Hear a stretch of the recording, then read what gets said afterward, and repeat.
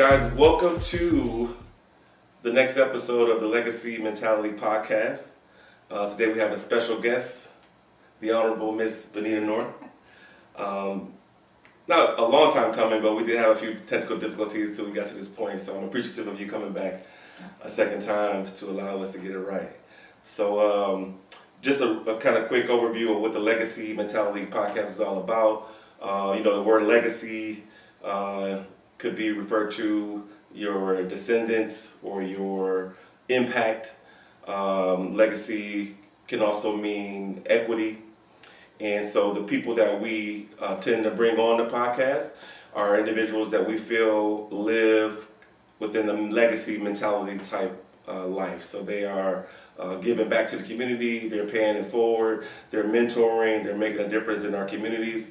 And it's very natural, yet intentional, and never take it for granted. It's a part of their formula of being successful and being purposeful. So Benita is the epitome of that. She represents a legacy mentality all the way through, even though it's a brand that we're creating, my wife and I think she has mastered it beyond our approach to this point. So we're learning from her every day. She's one of the cats that we like to copy. So I appreciate you, Benita, for coming on the show today. Yes, thank you for having Bump it me. up. Thank you. You know, that's shout out to my homeboy Lee Pitts. We bumping cups. We bumping cups over here. So I got a few notes. We attempted to do this before. We had some technical difficulties, but I want to make sure I don't leave out anything. So I did take some notes this time.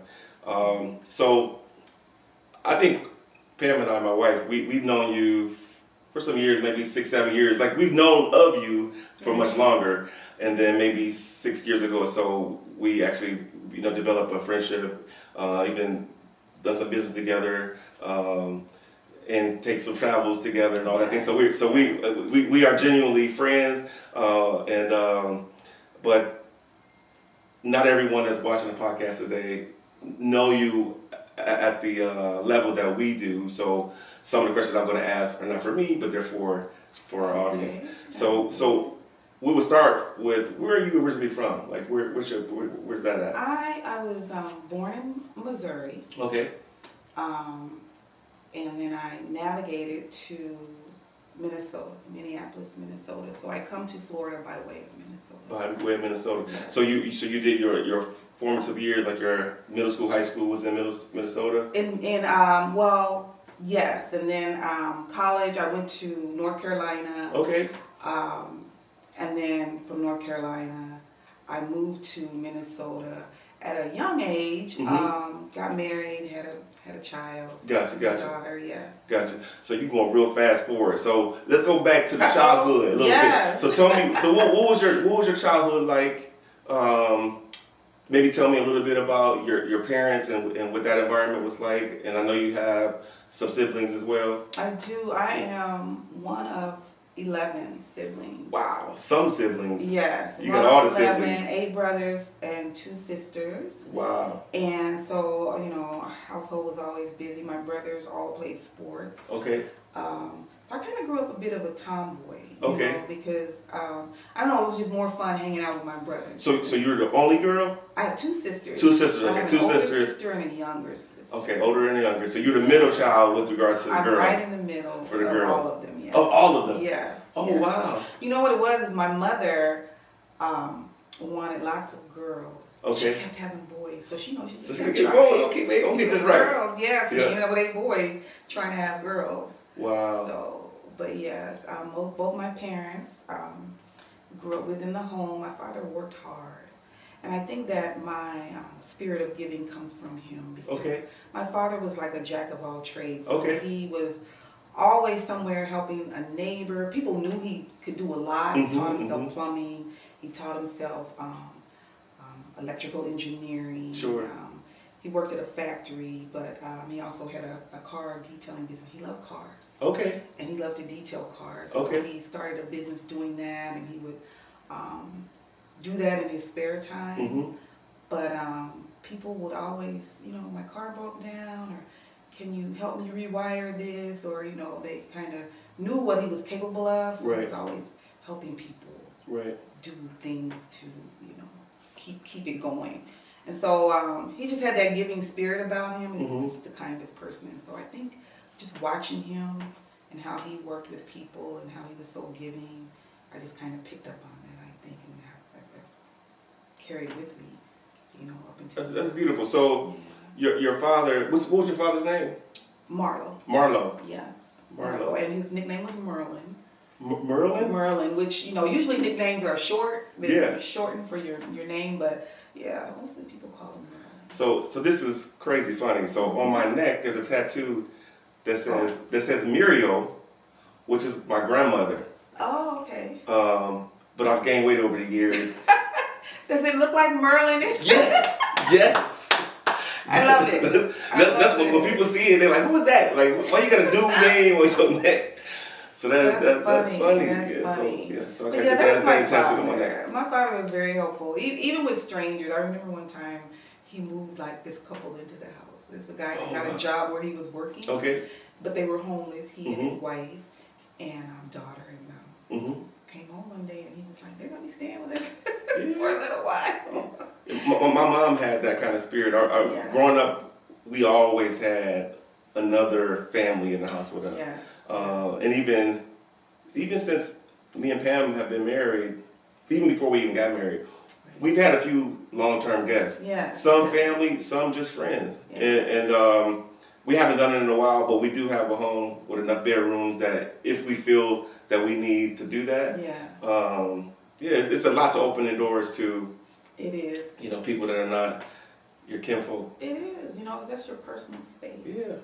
But he was just that way. He didn't think of it that way. He just thought of it as somebody needed me, needed my help, and I can. Well, it's good to know that's in your heart, because if we come to one of your parties and we can't get out of there, I know that I can ask, "Can we stay tonight?" Because that drive. Of course, always. Absolutely. So now we can go fast forward back to when you got out of high school, and then you went to North Carolina. I went to what is now Missouri State University, but I started out at Southwest Missouri State University. Okay. And then I transferred to Fayetteville State University. Okay. In Fayetteville. And what would you major in there? I majored in nursing. Really? Biology. I was really into biology. Okay. And kind of still am. So you. Like you can insect a frog and I dissected many frogs. Really? Back then. Okay.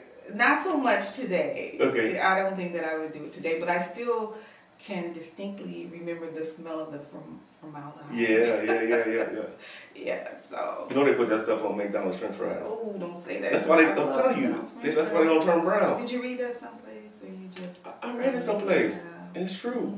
Okay. It's a version of it. It's the core ingredient to make those fries stay white and not turn brown. Right. You take a McDonald's fry, you leave it out. I mean, I cleaned my car and found a fry from a month ago. That bad boy still be white. They are, right? Yeah. They don't really break down. I'm not gonna stop eating. If you see me eat McDonald's fries, I never said I wasn't gonna eat them. Yes.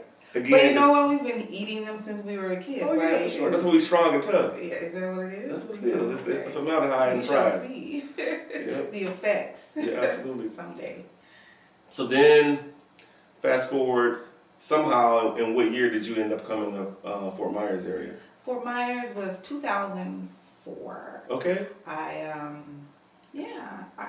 After being in Minnesota for so long, I actually divorced, and I just wanted a change. Okay. I wanted something different, and I had friends here that I would visit from time to time. They lived in Naples and Benita Springs, so I loved it. I loved the beach. I just loved the vibe, and so once I was ready to relocate someplace else and just kind of start over, that was always on the radar. Yes. And I know this for the wrong reason, because I have misspelled your name.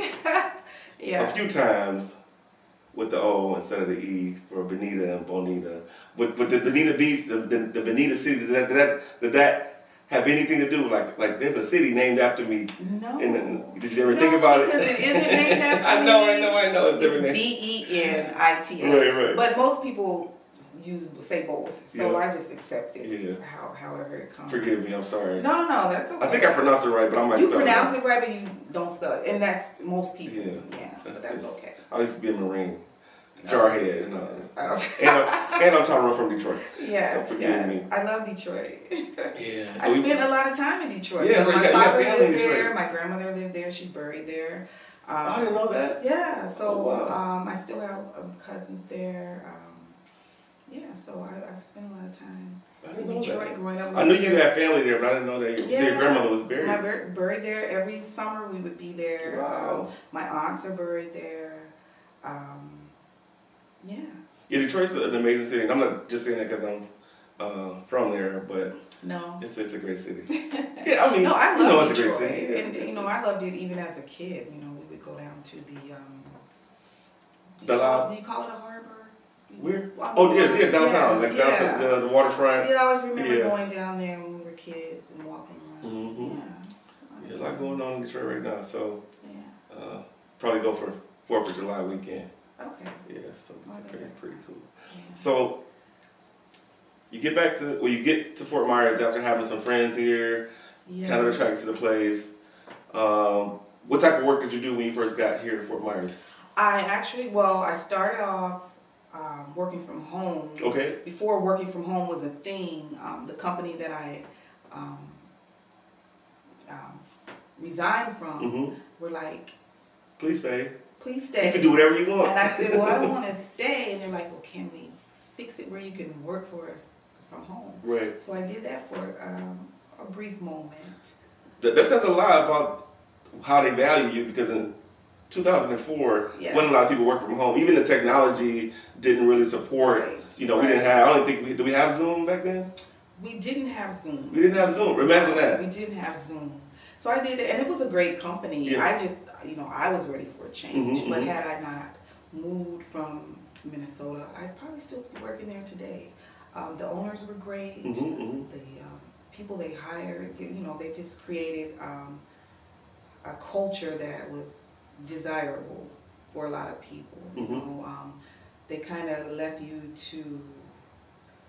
I'm not going to say there was no oversight, because of course there was oversight, but there was no micromanagement. Right, they gave you a role. Trust you, to be creative and make things happen in the company. So I loved it there, actually. So what did you actually do there? Like, what was your role? I actually was the position was like a customer sales and service administration manager. And so I managed everything except the actual selling process, but everything that goes along with getting product registered. I managed our customer service department and call center. I managed the shipping and receiving department. Okay. So I won't even ask what the title was. That sounded like you probably had 4 or 5 titles. That's a lot of. It's a lot. Yeah. So it is everything except the actual sales transaction. Right. But I worked with sales. One of the things I loved about that job was, being able to travel with the sales team, go to different trade shows. They would go to Mexico and California, and we'd be in Philadelphia and Pittsburgh. So I love that about the job. Yeah. Gotcha. So recently. Well, I'm not gonna say recently. Recently, you have like Clark Kent turned to Superman, because you've been a secret agent. So you've been a realtor for a long time, like 11 years or so. I have about 10 years. 10 actually, years. Yes. I've had my license for about 10 years, and I was quite active in the beginning, but then I kind of took a step back and started working with my husband in the office more. Now, who's your husband now? My husband, I don't know if you know him or not. I don't know. Yeah, Joe North. Joe North, okay. Some people here may know him. I don't know. Yeah, he's an amazing man. I'm joking around. Obviously, I know who Joe is. Joe's the cat that I try to copy. If I could be taller, I would. Maybe I'll cut my hair bald one day. I don't know. Okay. But so. The real estate. So you recently launched Benita North Real Estate. Yes. Right. Tell me about that. Like, what after 10 years, of, being focused on the North Law Firm. And we'll talk about that as well. So I know some of what you do with the North Law Firm, and I know you're still holding that title and, maintaining those responsibilities with regards to the PR and marketing and community outreach. And let's talk about that a little bit. So what right now, in recent years, what has your role been with the law firm? My role has been that Joe and I together, we kind of come up with marketing ideas. We focus on that a lot more than we used to. And I help him look for marketing opportunities along with a company that we use as well. But just different ideas for just making people aware of the company. And then I also assist him with, because as you know, we are philanthropic. And so we get a lot of requests from lots of places, even outside of the state of Florida. People are just asking us to sponsor and to partner with them. And believe it or not, we do research those companies because when you're asking us to partner or sponsor something or endorse or it's our name that's out there. Absolutely. And so I want to make sure that if we're putting our name on it, that it's legitimate, that it's a company that has the same type of values that we have, and it's something that we can proudly say, hey, we're a partner, or we're sponsoring this. We just don't get that request and say, sure. We actually go and do the research. Well, I do, and make sure that it's a company that we will be proud to team up with. I think that's important. I'm glad you made that transition because I was struggling all morning with the pronunciation of philanthropic. Yes. Did I say it right? But you said it. Did I say it right? You did. So there's a connection even within the marketing with your philanthropic ventures or partnerships. So you're overseeing both sides of that. Like like if I go to a Dunbar football game and I see the Benita North Law Firm Stadium, that's philanthropic because I'm sure there was some type of financial commitment there, right? Yeah, right. But it's also the branding. Yes. It's funny. So the other day I was coming from. Here's my story. So we're sitting here today, but like some days I see you 3 times a day, and I explain that. So if I drop my daughter off at school, I'm gonna see your billboard on MLK. Yes. Then later that day, I might go see my grandmother on 6 Mile Cypress, and I'll come across Daniels down Metro, and I'll see you again on that billboard.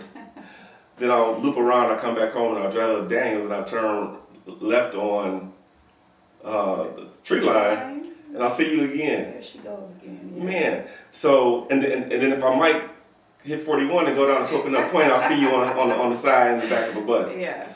So, tell me about that. Like I mean, going hard is one thing, but man, like you are all in. I'm all in, and that really, I'm trying to mimic my husband. My husband is big on marketing. Oh, yeah. He is big on marketing. Yes. And so he's like, if you're gonna do it, do it. Do it. Yes. Do it. And so I'm focused this year on really just putting my name out there and making sure people know that I'm here and that I am a realtor. Yeah. And she's approachable.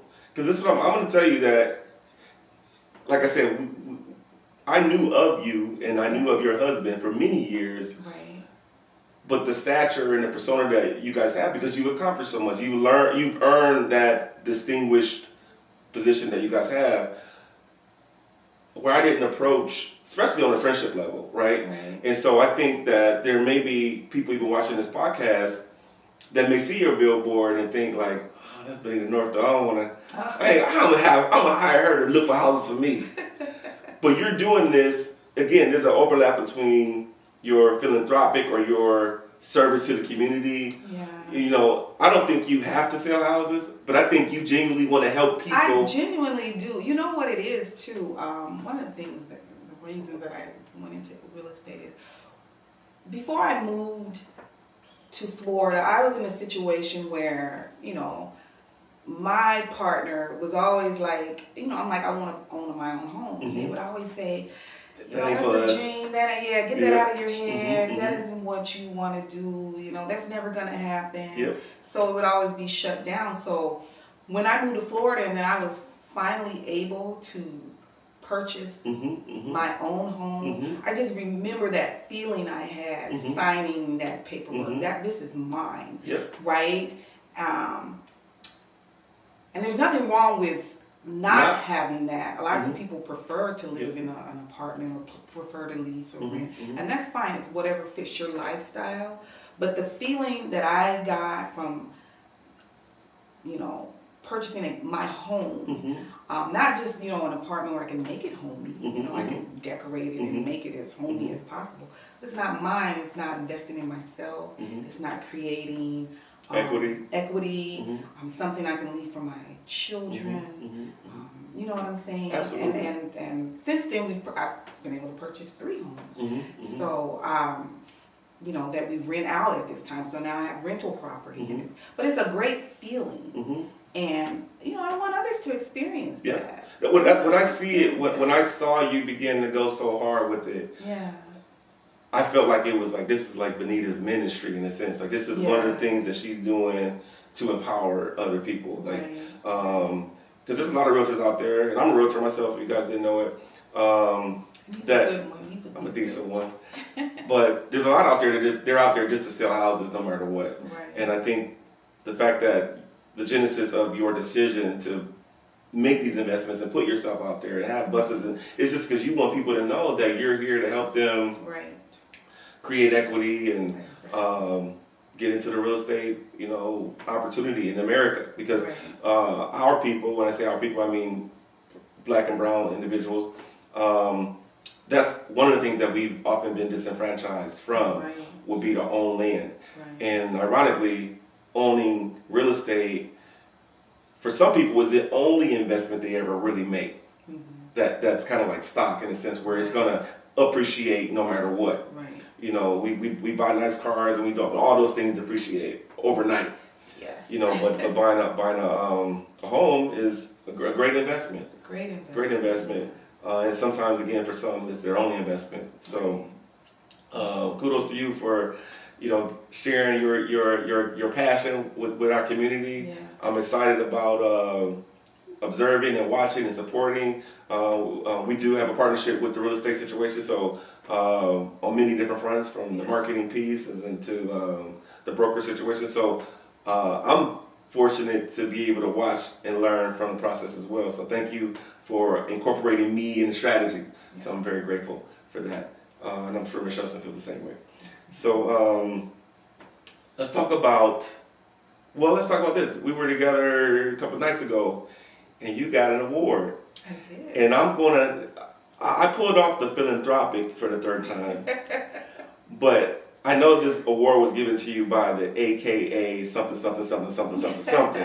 What is that? Tell me what the organization that recognized you. Alpha Kappa Alpha Sorority, Theta Nu Omega chapter, along with the Flora Hamilton Roberts Community Fund Foundation. Yeah, the paper ain't big enough, and I would have never got that out. So they're both amazing organizations. Absolutely amazing. My uncle and actually both my uncles, my Uncle Butch and my Uncle Buddy, Tom, call him Buddy, they were the fraternity side of that. So they were. I never pledged for a fraternity. I didn't go to college till late, so I was a Marine after high school. Right. And even when I tried to be a Mason once. I tried to pledge, and I also tried to join a motorcycle club. But I couldn't go through that orientation situation. Yes. After being a Marine, I already had gone through boot camp, and I was like, I'm not about to be broken and rebuild. No, I couldn't do it. So, but no disrespect for anyone that has done that. I admire your ability to be humble and start all over again and work your way up, but I couldn't do it. Right. Being 30 years old in college. But so the award, back to you. Yes, the Pink Renaissance. So what is that? What is the purpose of that award? Like, The AKAs give that award out to women who have made strides and great impact in the community. And I'm still in awe that they found me worthy of, really receiving that award. Yes, because there's so many amazing women out here doing great things, and I'm sure they will, all be recognized at some point. But I am surprised, because I just do what I do. I'm not out here doing it for any type of recognition. Right. I just enjoy helping people. But yeah, so that it's just an award that they give out to just show appreciation for women who impact the community. Okay. So receiving that award, and obviously you weren't the only one to get the award. Right. You were the first person they brought up. I don't know if that says something or not, but probably not. maybe they went by the spelling of the first. Yeah, it could be Benita. It could be the B. So, but there was, let's use the term. There was another. There was a whole class of you guys. There was more than one. I think maybe it was like 6 or 7. 6 of us in total. 6. Okay, 6. So being a part of that group of women, because I knew all but one of those women, and I know that they're outstanding women in our community. Yes. What did that mean to you to be recognized with those particular group of women? Again, yeah. And now that I know all of them, some of them I've known. I know they're doing great things. It's just a wonderful feeling. It's really uplifting, and it kind of, for me, it motivates me to do more, right? Because, I'm struggling with, oh wow, they found me worthy of this, because look at these women. But it really motivates you to not compete with them, because of course that's not what I'm trying to do, but just to continue doing what I'm doing, but expand and improve what I'm doing, and try to reach more people and get involved more, because I know that they're doing it. So I received this award with that class of people. So I want to keep that up. I want to. Gotcha. So, hope I don't get in trouble for asking this question. And we can edit it out. But we had a conversation once, or twice, or 3 times, about your nonprofit organization. What's going on with that? Well, we're still looking into our nonprofit. We're still trying to create it. Okay. Right. But life happens. Yeah. And you get busy. But it's still, something that's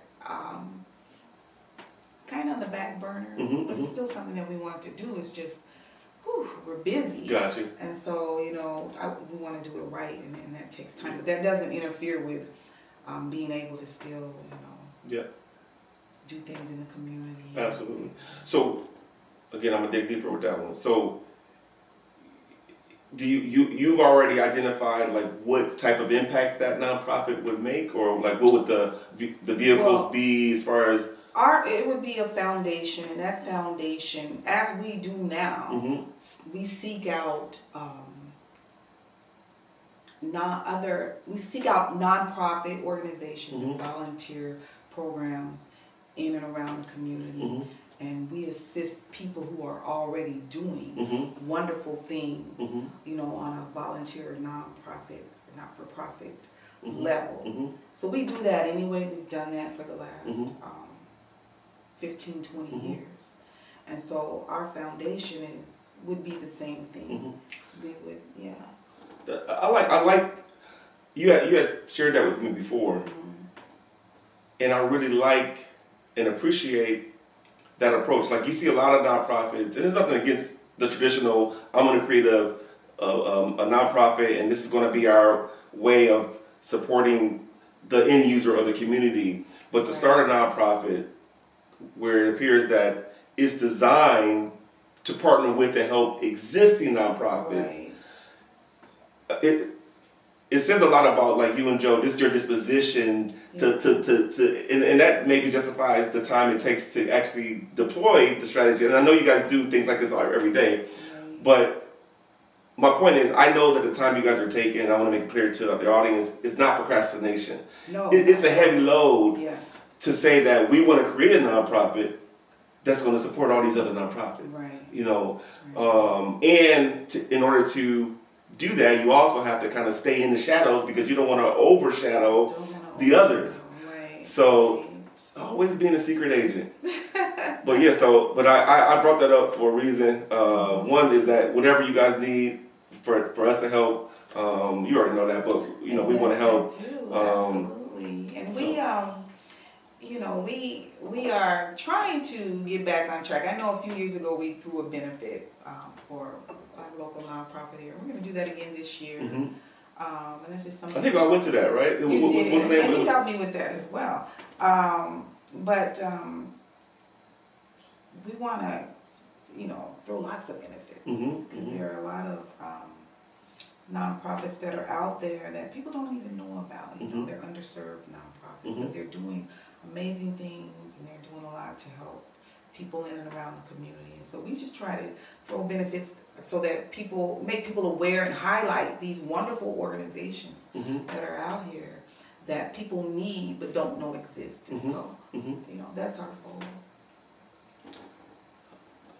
I'm trying to put together in my mind, how do I say this next? Uh-oh. So, no, it's not even, it's all about, anyway, so driving MLK, and then one night, Pam and I drove down the street that I don't know the name of, ended up on MLK, we made a left, but when we drove through there, it was some of our people barbecuing and selling it, and it looked like, it smelled so good. So I think Saturday or Sunday, I was like, let me drive down the street and see if they're out here barbecuing so I can get some of it. And I did drive down there and they only took cash and I didn't have a credit card. So then I continued to drive and I turned down, what street is Dunbar on? What street is that? That's on Edison. It's Edison? Edison. So I turned left on Edison, and as I'm turning left on Edison, and I'm right at the intersection of Jordan North Way, across from the Jordan North Stadium, and a yellow bus drives by. I love it. What? And guess what? The next street, I dig this. This is truth. This is truth, right? So the next street is Flint Street. I know that street because my car guy's on that street. So I turn left on Flint, and who do I pull up behind? My son. He's driving down that street like this. But my point is, in that moment, I thought about Joe. I thought about his father living on that street. And I saw it all together at once. But his dad sees that, I'm sure often, where he sees the bus go by, the stadium, the street sign, the house that he built with his own hands. I had that emotion. And within seconds, I pulled up behind my son at the light. Wow. And I say all I have to say is that, again, you guys are amazing individuals, amazing as a couple, amazing parents. When I saw that, I just wanted to be I think I'm a good father, but I wanted to be a better father to my son in that moment. And I felt like it was almost divine for me. And but that's the kind of impact that you guys are having. We seeing the billboards in a bus, but there's almost a spiritual thing going on with what you guys are doing to uplift this community. That's what I went through, and not that little bit of 30 seconds of making this U shape on and off of MLK. I don't know why I had to say all that, but it was just hard to say that. But let's go to my next. It's so funny too because we do what we do because I think that's who we are. But just even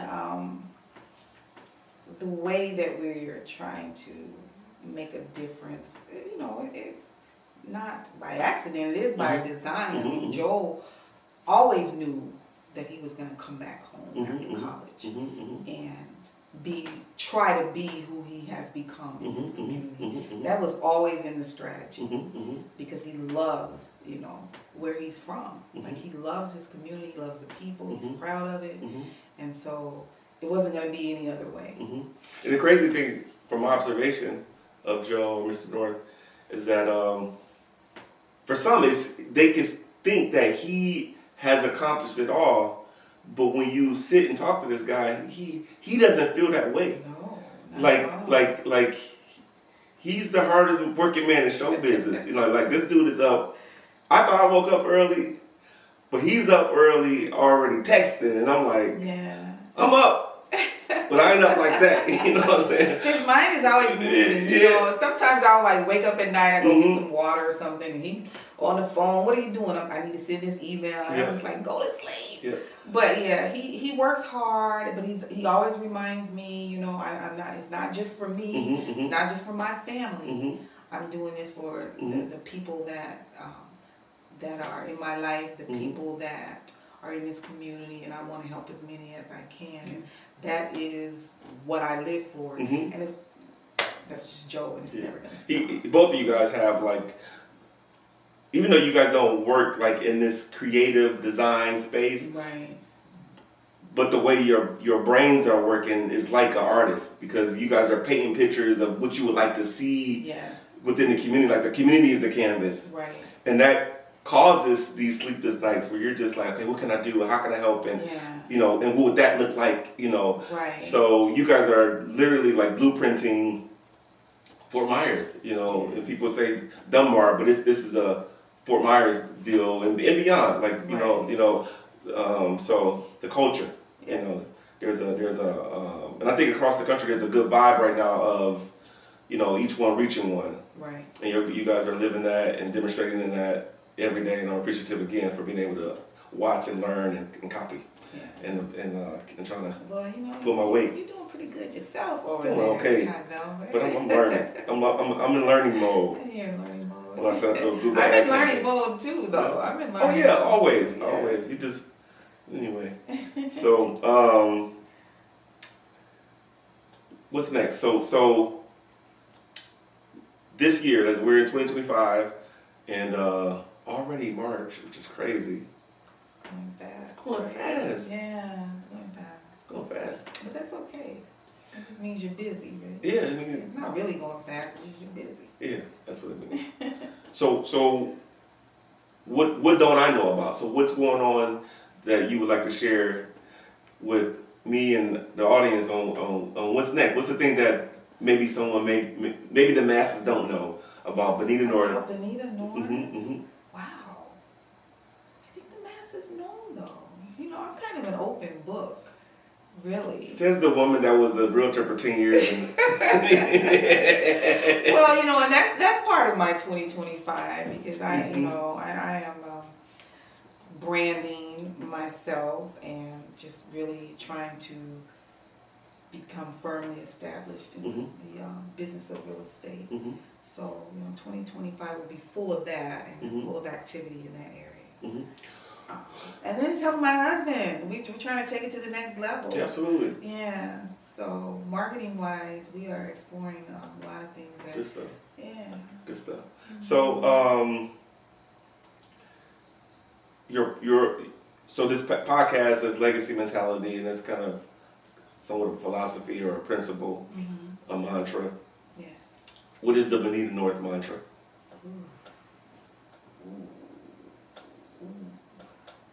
That's a good question. It's a good question. You couldn't send that question to me in advance. No, because whatever comes out is gonna be so on point and so authentic. I don't know. I'm not good at off the top of my head. It's not something that I've thought about. Yeah, I think so. So okay, I'll rephrase it. Yeah, maybe if you rephrase it. Like what are the core principles, the core values of Benita North? The core values, integrity is a core value. I think that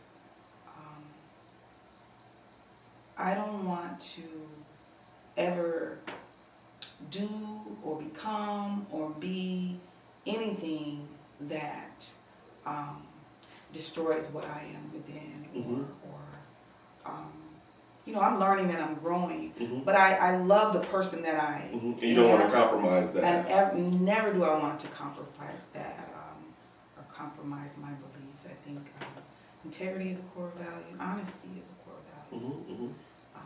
Because I believe in doing what I say. You know what I'm saying? Being who I am, being real to people.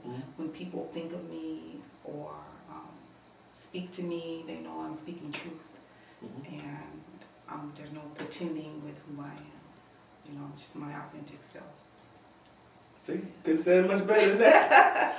All right, so last thing before we get out of here, obviously there's an audience watching. Yes.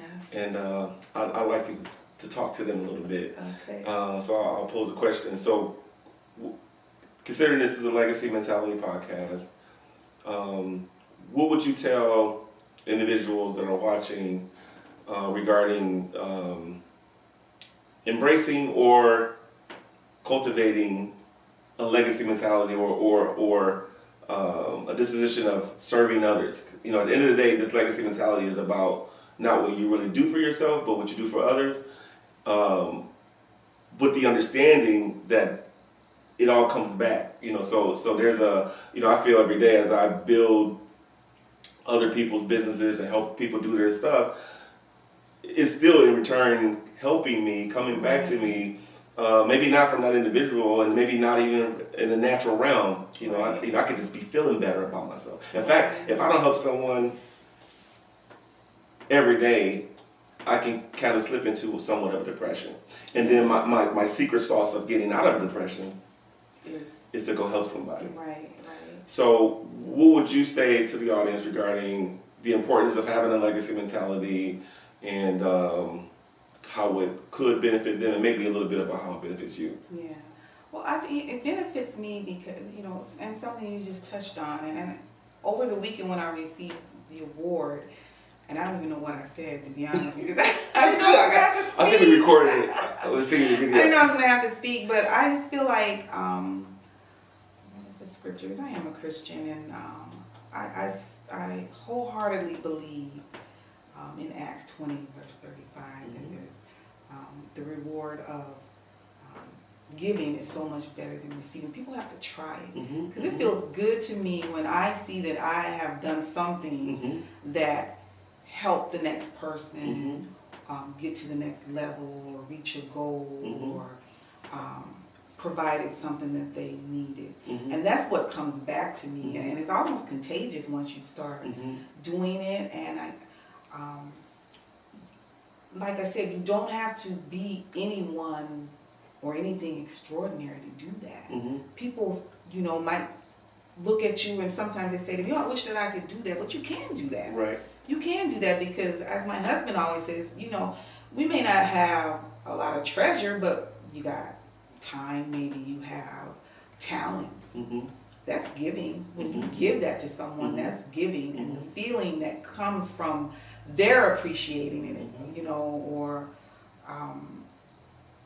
accepting it, and it makes a difference in their life. That's what feels good to me. And it really only takes the genuine desire to want to do that. That has to be in your heart to want to do that. And so every day I'm working on cultivating that. And I'm not just sitting back and waiting for someone to ask me for help. I'm really searching for who needs me today. What can I do for you today? You know what I'm saying? And you can't help everybody. Man, I wish I could help everybody who comes to me for help. But you can't. But it's a great feeling when you're able to do it. And that's what's important to me. So. Amen to that. Yeah. I don't even have a follow-up because I'll screw it up. Oh, no, so, no, you won't. No, you won't. But I appreciate you for coming on the show. Thank I appreciate you for being amazing friends to me and my wife. The feeling is mutual. Yeah, and we established the crew. We got a crew thing going on, and so Godspeed, everyone. Thank you for tuning in, and we'll see you next time. Thank you.